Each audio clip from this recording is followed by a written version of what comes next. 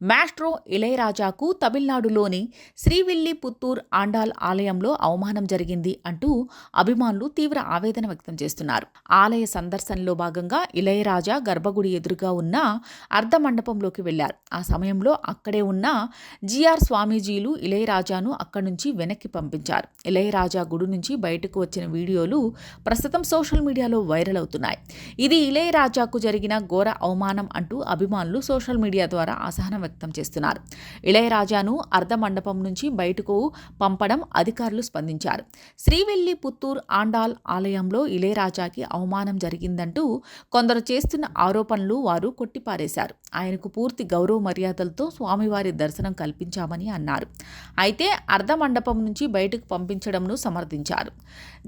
జిఆర్లకు మాత్రమే ఎంట్రీ ఉన్న అర్ధమండపంలోకి తెలియకుండా ఇళయరాజా గారు వెళ్లారు. ఆయన విషయం చెప్పి వెంటనే బయటకు వచ్చారు. ఆండాల్ స్వామివారి బయట నుంచి దర్శించుకున్నారు.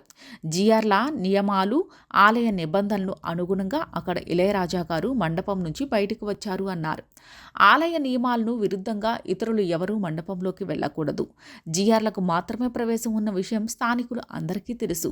ఈ విషయంలో ఇళయరాజా గారిని అవమానించడం తమ ఉద్దేశం కాదని, ఆయనపై తమకు గౌరవ మర్యాదలు కొదవలేదు అంటూ అధికారులు ఒక ప్రకటనలో పేర్కొన్నారు.